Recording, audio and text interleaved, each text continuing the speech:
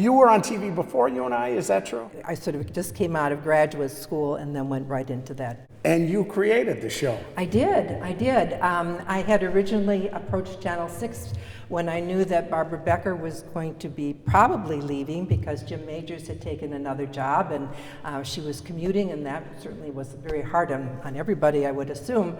So I had presented a program, and it met with a good reception, but it wasn't my time yet, so I waited.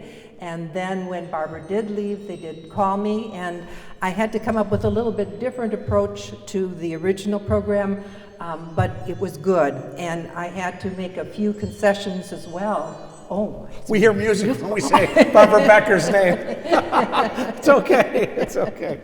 I had to make a few concessions because it had been pretty much all cartoons on Channel 6.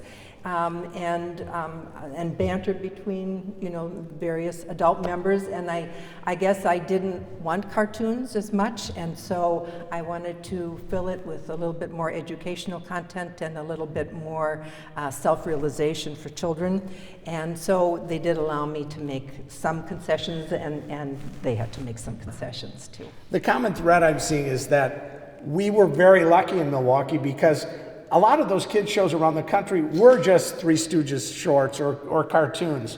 No, not with these shows. We learned something. Right. It's true. And I hate to say, that children's television does need to be educational as well as entertaining. We get them at such a short, precious period of time, and you can't really waste that time. We tried very hard to give them an element of imagination. We did have puppets. Jack, of course, Jack DeBlon, was assigned as my co-host as Mr. Letterbags, and he had many of his nice puppets. And, and I had several puppets too. I had two girls, Rapunzel and Roberta, who were sisters, Roxanne, Gilda, who was a rat, and unfortunately they were all made out of this latex and just disintegrated as time went by. I think I held up their little costumes, and that's all that was left, was just their little costumes. The only one that remained was my dog Rufus, who came in a little bit later in the program, and he's made out of a fabric. My mother had actually made the bottom half of the dog, and I knit the scarf. It was my only real knitting project that I ever accomplished, and I gave it to the dog puppet to wear. But we did try to have a lot of on-site. We did a lot of filming around the city, around the area. We went to the zoo with that wonderful George Speidel, if you remember George. So we did a lot of zoo related things. We had farmer Vic Hellman come from the ranch, and he brought animals. The biggest, which was a baby elephant, and the messiest was a horse that just really plopped all over the place.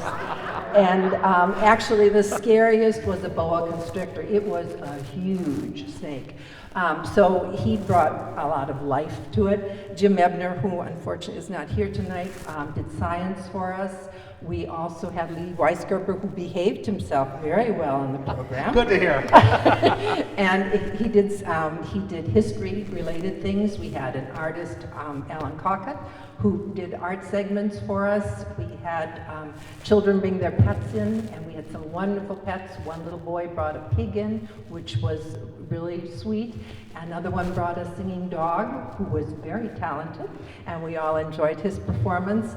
We had a children's newscast. We had Undine Harris and Alan Keller and Lenny Reed and a couple of other kids who would come in and do a kid's version of their newscast. We had cooking segments with children, and we also had a wonderful little girl. She was just, I have a picture of her in here. Her name was Cheryl Crofta, and she was our answer lady. It was sort of the Ann Landers for children, and she was a delight. But we had really great people and great guests, and sort of as I brought more guests in, the cartoons kept getting shorter and shorter. But we had a wonderful time and wonderful people to work with. I did want to go back in a couple of people you mentioned. Now, Jim Ebner was supposed to be here tonight. He was also the one, anyone go to Milwaukee Public Schools here? He was the one that they would wheel the TV in and we'd watch Science and You with him once a week. And he was such an inspiration. He was great. Just It got you interested in science and nature. Farmer Vic, we all remember him. Sorry that, these are the people that I wish were all here. And Barbara Becker is still with us. She's living in Florida, but she's not well, so she wasn't able to travel. But we all still think of her. She was something special. Now, was it a battle with management to do smarter TV for kids? It was. It was.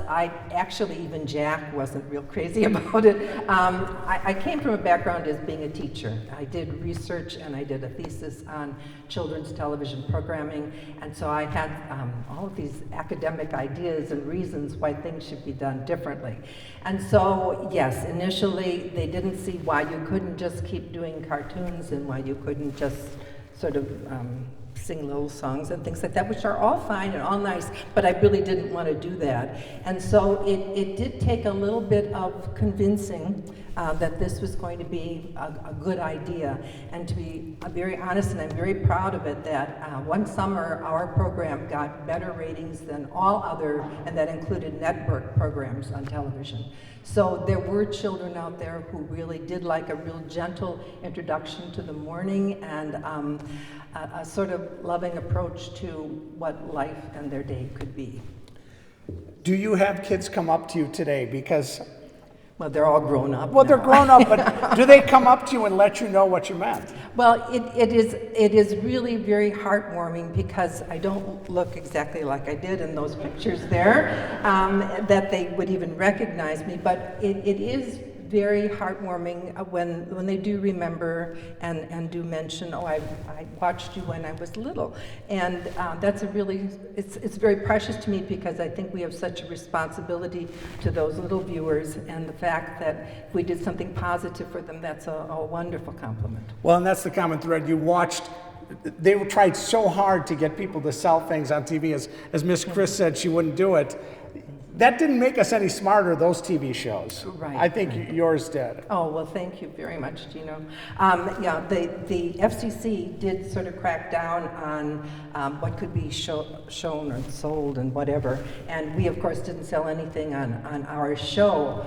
But having those children's programs be self-sustaining then became a real struggle, and I can understand and sympathize with management for television stations who said, well, we're not getting the same revenue in for our children's programming as we do for our regular programming, so maybe we'll put that aside or shorten it or take it off.